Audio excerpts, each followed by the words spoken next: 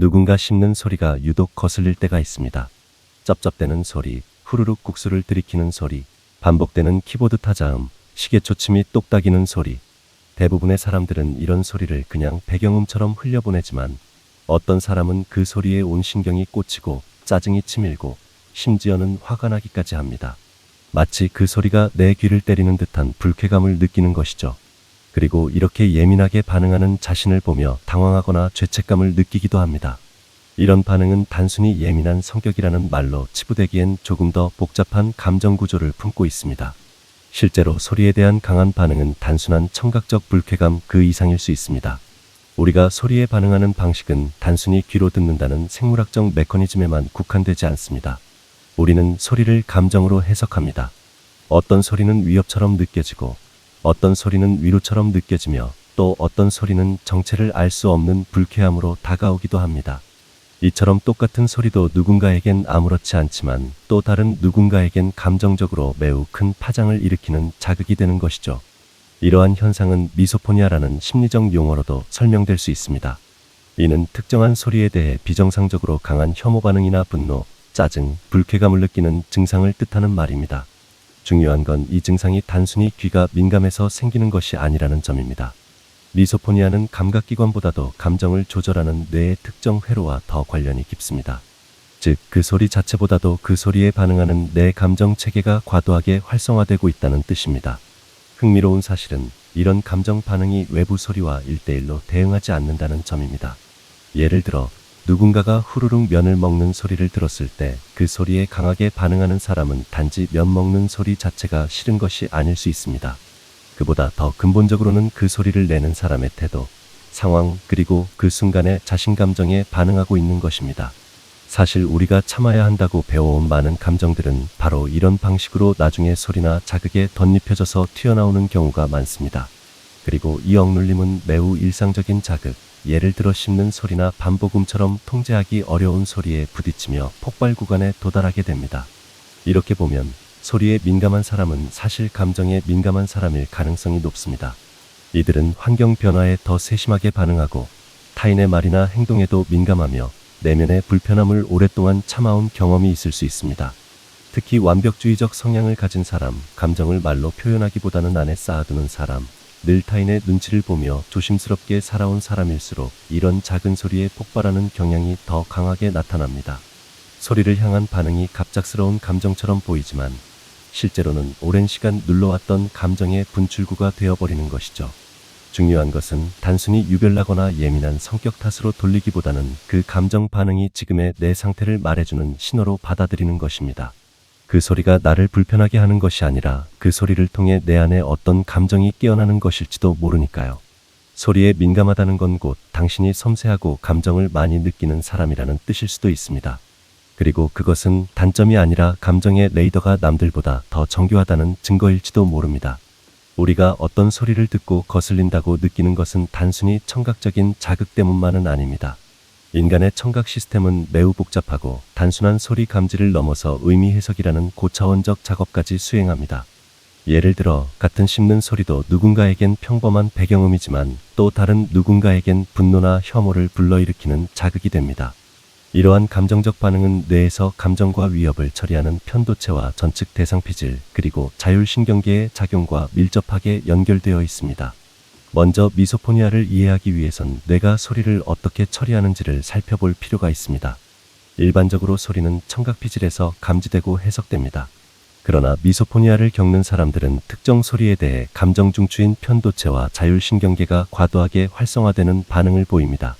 즉, 어떤 소리를 듣는 순간 뇌가 그 자극을 위협이나 침범으로 잘못 해석하면서 싸움이나 도피 반응을 유발하는 것이죠. 이 반응은 단순한 짜증이 아니라 심리적으로는 공격받고 있다는 느낌 혹은 도망치고 싶은 불안감과 연결됩니다. 실제로 뇌영상 연구에 따르면 미소포니아를 가진 사람들은 특정 소리를 들을 때 편도체의 과활성화뿐 아니라 전측 대상피질과 같은 영역에서도 높은 반응을 보입니다. 전측 대상피질은 갈등감지, 공감, 충동조절 등과 관련된 부위입니다. 즉, 그들은 단순히 시끄럽다고 느끼는 것이 아니라 내적 갈등이나 심리적 위협을 동시에 경험하고 있는 것입니다. 따라서 씹는 소리, 숨쉬는 소리, 발끝 두드리는 반복음 같은 일상적인 소리조차 이들에게는 심리적 경보를 울리는 방아쇠가 될 수 있습니다. 이와 더불어 미소포니아 반응이 나타나는 소리는 대개 의도치 않게 반복되며 회피가 어려운 상황에서 발생하는 경우가 많습니다. 예를 들어 조용한 회의실에서 누군가 계속 펜을 클릭하거나 독서 중 옆 사람이 계속 입맛을 다시는 소리 같은 것들이 대표적이죠. 이때 중요한 건 소리의 종류보다도 그 소리가 자기 통제 밖에 있다는 점입니다. 사람은 기본적으로 예측 가능성과 통제 가능성이 낮을수록 더 큰 스트레스를 느끼게 되어 있습니다. 그리고 미소포니아는 이런 예측 불가능하고 피할 수 없는 자극 앞에서 특히 강하게 반응합니다. 심지어 이 반응은 무의식적으로 학습된 감정 기억과도 연결됩니다. 어린 시절 누군가의 과도한 소리, 감정 억압이 반복되는 환경, 혹은 특정 소리와 연결된 불쾌한 경험이 있었던 경우 그 소리에 대한 부정적 감정이 신경회로에 각인되어 후천적 민감성으로 이어질 수 있습니다. 즉, 지금 내가 싫어하는 소리는 단순한 기호의 문제가 아니라 이전에 경험했던 감정의 흔적이 투사된 결과일 수도 있다는 것입니다. 또한 미소포니아는 외부 소리에만 반응하는 것이 아니라 자기 자신이 내는 소리에 대해서는 관대하거나 무반응한 경우도 많습니다. 예를 들어 내가 먹는 소리는 괜찮지만 옆 사람이 먹는 소리는 참을 수 없다고 느낀다면 이는 자기 통제 안에 있는 자극과 외부 통제 불가능한 자극에 대한 심리적 반응 차이에서 비롯됩니다. 이런 메커니즘은 통제 욕구가 강한 사람 혹은 예측할 수 없는 상황을 불안해하는 사람들에게서 더욱 뚜렷하게 나타나며 결국 자기보호 본능과 연결됩니다. 한 가지 더 흥미로운 점은 미소포니아를 겪는 사람들은 공감 능력이 높고 감정의 폭이 넓은 사람들일 수 있다는 점입니다. 아이러니하게도 그들이 특정 소리에 민감하게 반응하는 이유는 감정 반응 체계가 매우 정교하게 작동하고 있다는 증거일 수도 있는 것이죠. 이들은 타인의 감정, 분위기, 미묘한 뉘앙스를 잘 감지하고 자신이 싫어하는 자극에 대해서도 예민하게 반응합니다. 하지만 그만큼 감정 에너지를 많이 소모하며 살아가는 사람들이기도 합니다. 결국 미소포니아는 단순한 짜증이 아닙니다. 그것은 뇌의 감정 회로와 감각 회로가 예민하게 연결되어 있는 사람들의 심리적 레이더이며 때로는 내가 무시하고 있는 감정을 알려주는 신호일 수 있습니다. 중요한 건 이 반응을 억누르거나 부끄러워할 필요가 없다는 점입니다. 오히려 그 불편한 감정 속에 당신이 아직 해소하지 못한 어떤 마음의 조각들이 숨어 있을지도 모릅니다. 사람은 감정을 느끼는 존재이자 동시에 감정을 관리해야 하는 존재입니다. 어린 시절부터 우리는 울지 마라, 화내지 마라, 참아야 한다는 말들을 반복적으로 듣고 자라며 감정을 드러내는 건 미성숙한 것이라는 사회적 교육을 내면화하게 됩니다. 그러다 보니 많은 사람들이 마음속에서 일어나는 불편한 감정을 의식적으로 억누르거나 외면한 채 살아갑니다. 그런데 억압된 감정은 결코 사라지지 않습니다. 오히려 더 은밀하고 예기치 못한 방식으로 우리 삶의 구석에서 모습을 드러냅니다. 그 중 하나가 바로 특정 소리에 대한 과도한 예민 반응입니다. 이 현상을 이해하기 위해선 먼저 감정 억압이 뇌와 신체에 어떤 영향을 미치는지를 알아야 합니다. 감정은 표현되지 않으면 해소되지 않습니다. 억제된 감정은 신체화되거나 전혀 관련 없어 보이는 상황에 엉뚱한 방식으로 튀어나옵니다. 예를 들어 직장에서 억울한 일을 당했지만 말 한마디 못하고 참은 사람이 퇴근 후 가족이 크게 잘못하지도 않은 일에 분노를 터뜨리는 것처럼 말이죠. 이처럼 억눌린 감정은 약하고 사소한 자극에 투사되기 쉬운 상태가 됩니다. 그리고 소리는 그 중에서도 가장 일상적이면서도 피하기 어려운 자극입니다. 특히 반복적이고 규칙적인 소리는 우리 뇌에 일정한 리듬을 강제로 주입합니다. 예를 들어 누군가 반복적으로 다리를 떤다거나 입을 쩝쩝거리는 소리를 낼 때 그것은 내 안에 억눌린 감정을 자극하는 일종의 트리거 역할을 하게 됩니다. 나도 모르게 꾹 눌러둔 짜증, 불편함, 억울함, 참아왔던 불만이 마치 그 리듬을 타고 오는 것처럼 올라오죠. 더 나아가 소리에 민감한 사람일수록 타인의 행동이나 말, 분위기에 과도하게 반응하는 경향을 가지고 있습니다. 이들은 주변을 세심하게 관찰하고 자신보다 타인의 감정 상태를 먼저 고려하며 때로는 자신의 감정을 후순위로 밀어두는 경우가 많습니다. 이런 삶의 방식은 표면적으로는 배려심 많고 성숙한 모습으로 보이지만 내부적으로는 지속적인 감정 억압을 동반합니다. 그리고 이 억압된 감정은 논리적 방식으로는 표현되지 않고 갑작스럽고 비논리적인 방식, 예컨대 사소한 소리에 대한 격렬한 반응 같은 형태로 분출되기도 하는 것입니다. 이런 패턴은 특히 완벽주의적 성향을 가진 사람들에게서 자주 나타납니다. 완벽주의자는 자신뿐만 아니라 주변 환경도 일정한 기준에 맞기를 바랍니다. 그래서 무질서하거나 불규칙한 자극에 대해 매우 민감하게 반응하죠. 반복적인 소음, 먹는 소리, 발끝 두드리는 소리 등은 이들의 질서 감각을 어지럽히는 것으로 느껴지며 결과적으로 불쾌함을 넘은 위협으로 받아들여지기도 합니다. 그리고 그 위협에 대한 즉각적인 반응이 바로 짜증이나 분노, 회피, 충동으로 나타나는 것이죠. 또한 감정 억압은 자기 표현에 대한 두려움과도 밀접하게 관련됩니다. 자신의 감정을 적절히 표현하는 것이 익숙하지 않은 사람일수록 외부 자극에 반응하는 방식으로 감정을 대신 표출하게 됩니다. 말하자면 누군가가 낸 소리에 민감하게 반응하는 것은 그 자체보다도 나도 이렇게 불편하다는 사실을 누군가 알아주길 바라는 무의식적인 표현일 수 있는 것입니다. 그런데 이 감정은 직접 말로 표현되는 것이 아니라 불쾌함, 짜증, 무기력함 등의 정제되지 않은 감정 반응으로 왜곡되어 나타납니다. 여기서 중요한 점은 이런 반응이 비정상적인 것이 아니라는 점입니다. 감정은 억제될수록 뒤틀리고 표현될수록 정돈됩니다. 소리에 예민하다는 것은 오히려 그동안의 감정 에너지가 얼마나 쌓여 있었는지를 보여주는 하나의 지표입니다.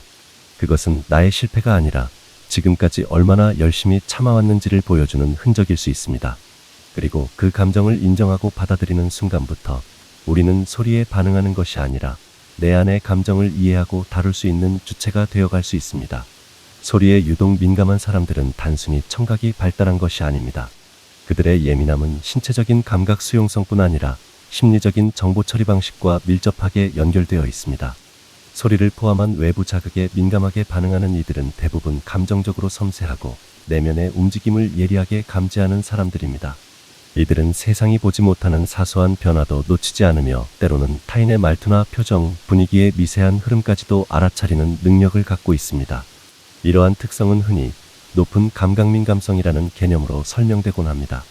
미국 심리학자 일레인 아론은 전체 인구의 약 15에서 20% 정도가 타고난 감각 민감성을 지닌다고 보았으며 이들은 감각 정보의 깊은 처리, 과자극에 대한 빠른 피로, 감정이입의 강도, 미묘한 자극에 대한 반응성이라는 4가지 특징을 보인다고 설명했습니다. 쉽게 말해 이들은 단순히 예민한 사람이 아니라 세상의 자극을 더 깊고 더 넓게 받아들이는 사람들입니다. 예를 들어 어떤 사람은 식당에서 대화를 하면서도 주변 테이블의 잡음이나 주방 소리를 의식하지 않지만 민감한 성향의 사람은 이런 모든 소리가 한꺼번에 몰려와 감각의 피로를 느끼게 됩니다. 이것은 집중력이 부족해서가 아니라 내가 불필요한 자극을 걸러내지 못할 만큼 감지 범위가 넓기 때문입니다. 그만큼 이들은 동시에 여러 감각 자극을 받아들이고 그 안에서 무의식적으로 감정적 해석을 시도하기 때문에 쉽게 피로를 느끼는 것이죠. 이러한 특성은 감정 면에서도 그대로 드러납니다. 주변 사람들의 기분 변화에 예민하게 반응하고 다툼이나 긴장 상황이 벌어지면 강한 스트레스를 받으며 자주 왜 그렇게까지 신경 써라는 말을 듣는 경우가 많습니다. 하지만 이들은 결코 소심하거나 유리멘탈인 사람이 아닙니다. 오히려 높은 공감력과 정서적 통찰력을 가진 경우가 많으며 자신보다 타인의 감정을 더 먼저 알아채는 능력을 갖추고 있기도 합니다. 문제는 이런 섬세함이 자주 과부하 상태로 이어진다는 점입니다. 특히 소리와 같은 감각 자극은 피할 수 없고 지속적이기 때문에 민감한 사람일수록 더 쉽게 스트레스에 노출됩니다. 게다가 이들은 외부 자극뿐만 아니라 자기 자신의 감정에도 예민하게 반응합니다. 그래서 단순히 소리가 불편한 것을 넘어서 내가 이렇게까지 예민하게 반응하는 건 문제가 아닐까 하고 스스로를 비난하거나 감정 자체를 억누르려는 경향도 자주 나타납니다. 이처럼 소리에 민감한 사람들은 대체로 완벽주의적 성향이나 높은 자기 기준을 갖고 있는 경우가 많습니다. 이들은 혼란을 싫어하고 예측 가능한 환경에서 안정감을 느끼며 질서와 조화를 중시하는 삶의 방식을 따릅니다. 그래서 갑작스럽거나 반복적인 소리는 이들의 심리적 질서 체계를 흔들어버리는 불쾌한 자극이 됩니다. 특히 감정적으로 불안정한 상황에서 이런 자극을 받으면 그들은 더 큰 불편함을 호소하게 됩니다. 이는 그들이 약해서가 아니라 감정과 감각이 밀접하게 연결되어 있기 때문입니다. 또한 이들은 감정을 겉으로 잘 표현하지 않는 경우가 많습니다. 외부 자극에 대해 내면적으로는 큰 반응이 일어나지만 그것을 드러내기보다는 참거나 무시하려고 하죠. 그러다 보니 오랜 시간 동안 감정이 쌓이고 결국에는 가장 작은 자극에서 폭발하게 되는 경우가 생깁니다. 이런 방식으로 감정이 분출되면 자신조차 놀라고 죄책감을 느끼게 되며 스스로를 더 강하게 억압하는 악순환에 빠지게 되기도 합니다. 하지만 이 모든 특성은 단점이 아닙니다. 오히려 이러한 민감함은 깊은 감정 이해력, 창의성, 공감 능력으로 연결될 수 있는 강점입니다. 예술가, 상담가, 교육자 등 많은 직업군에서 이와 같은 감정적 민감성이 중요한 자질로 여겨지기도 합니다. 중요한 것은 이 민감함을 억제할 것이 아니라 이해하고 다룰 줄 아는 법을 배우는 것입니다. 내 감정과 자극 반응을 들여다보고 필요하거나 불편한 환경에서는 스스로를 보호하는 방법을 익히는 것. 그것이 바로 예민함을 약점이 아닌 감정적 통찰의 자산으로 전환하는 첫걸음이 될 수 있습니다. 예민한 사람은 세상을 단순히 보고 듣는 것에 그치지 않고 그 속에 숨은 맥락과 분위기, 말의 뉘앙스를 읽어냅니다. 타인의 표정 변화 하나에도 반응하고 자신도 모르게 상대의 감정을 떠안기도 하죠. 이런 감정의 확산력은 분명 피로를 동반하지만 동시에 공감 능력, 창의성, 통찰력과 연결되는 귀중한 자질이기도 합니다. 우리는 때때로 이 세상이 무딘 사람들에 의해 돌아간다고 느끼지만 사실 세상을 더 인간답게 만드는 건 바로 이런 섬세한 감정 감각을 가진 사람들입니다. 그렇다면 왜 예민함이 이렇게 힘겹게 느껴질까요? 그것은 대부분 자기 자신을 수용하지 못할 때 발생합니다. 소리에 민감하게 반응하는 것도 그 자체보다 그 반응을 수치심으로 바라보는 2차적 감정 반응이 더 고통스럽게 만드는 경우가 많습니다. 사실 짜증은 짜증대로 흘러가게 놔두면 사라지지만 왜 나는 이걸 못 견딜까 하는 자기 비난은 감정의 고리를 계속 이어지게 만들죠. 예민함을 건강하게 다루기 위해서는 먼저 그 감정의 존재를 인정하는 것부터 시작해야 합니다. 나에게 어떤 소리가 불편하게 느껴진다는 사실, 그 순간 내 안에 어떤 감정이 올라오는지를 있는 그대로 바라보는 연습이 필요합니다. 또한 우리는 예민함을 제거하거나 극복해야 할 것이 아니라 관리하고 조율하는 기술을 익혀야 합니다. 너무 시끄러운 공간에선 이어폰을 꽂거나 조용한 장소로 이동하고 반복적인 소리가 신경을 거슬리게 할 땐 스스로를 진정시킬 수 있는 루틴을 만들어 보는 것이죠. 감정이 올라오는 순간 그 감정에 대해 스스로 허락을 내리고 적절한 거리두기를 연습하는 것. 그것은 결국 나 자신을 다룰 수 있는 힘, 정서적 자기 통제력을 키우는 과정입니다. 마지막으로 꼭 기억해야 할 것이 하나 있습니다. 예민하다는 건 당신이 약한 사람이어서가 아니라 당신이 삶을 예리하게 느끼는 사람이라는 뜻입니다. 감정을 억누르는 것이 아니라 감정을 정확히 인식하고 표현할 줄 아는 것이야말로 진짜 강함입니다. 당신이 듣기 싫은 그 소리, 피하고 싶은 그 자극은 사실 당신의 내면에서 울려 퍼지는 어떤 메시지일 수 있습니다. 그리고 그 메시지를 귀 기울여 듣는 순간 우리는 더 이상 소리에 휘둘리는 사람이 아니라 스스로의 감정을 섬세하게 다루는 사람이 되어갑니다.